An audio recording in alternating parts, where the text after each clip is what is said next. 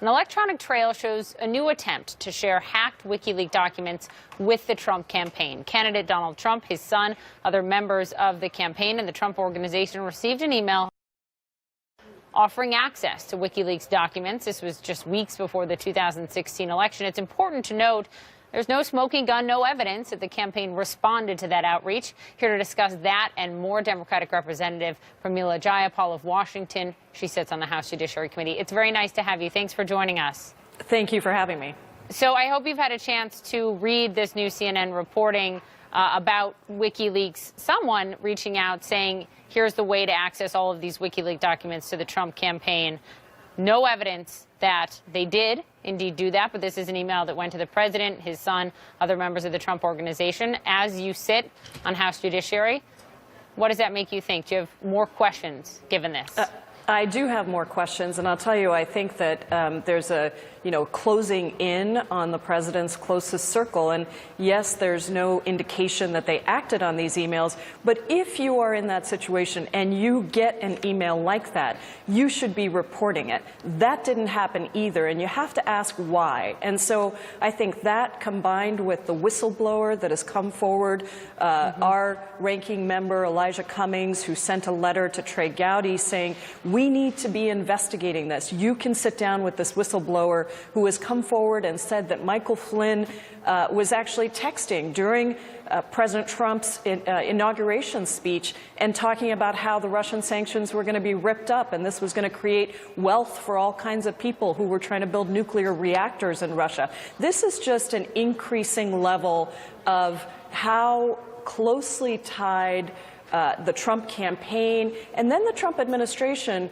seem to be to these Russian contacts. And I think that it's very important that we in Congress investigate this and continue to have an independent investigation, even as Robert Mueller's investigation is continuing. Let me ask you this. On the Senate side of Judiciary, Senator Feinstein has been critical of her Republican counterpart and chairman of the committee, Chuck Grassley, saying he's not taking some of these Russia leads seriously enough. Do you feel the same way about your Republican counterparts on your committee, or are you confident that those in the House Judiciary Committee are following all of these threads? I wish I could say I was confident. Chairman Goodlatte and the Republicans on the Judiciary Committee would like to start impeachment hearings for Hillary Clinton, except the only thing is Hillary Clinton is not the president. The reality is we have seen a tremendous lack of respect for Judiciary Committee's role in the House in investigating these issues. We've put forward as Democrats multiple resolutions of inquiry. We've asked Chairman Goodlatte to take up these investigations, and it is the only committee of record that is not holding investigations. And I think it's a real disservice to the American people. Congresswoman, let me ask you this. So in front of your committee, House Judiciary, next week, you're going to have Deputy Attorney General Rod Rosenstein will testify about Mueller's investigation, the Russia investigation. Now, there are multiple questions about why he was not more forthcoming with information, details after he fired one of their top agents on the Russia case, Peter Strzok, for texting about his leanings towards Hillary Clinton and against President Trump with another associate on that team. Yes, he fired him right away, but do you have concerns about the fact that this person was even on the team and then it wasn't disclosed for months, frankly, why he was fired? Look, I think that those are the questions that Republicans are for sure going to spend the entire hearing focusing on. But I'm asking you, aren't those legitimate questions, regardless of party? I think that all these questions are legitimate. My position has been from the very beginning in Judiciary, ask whatever you want to ask, but let us also ask whatever we want to ask. In fact, when I offered my resolution of inquiry, I said that to the Republicans. I understand you have questions about Hillary Clinton's emails. Let's include them. Have a bipartisan process to actually delve into the things that we need to delve into. But don't use these opportunities to just ask about one thing and refuse to actually hold real hearings around what is very serious before us. Before we go, another important topic, sexual harassment, assault, abuse.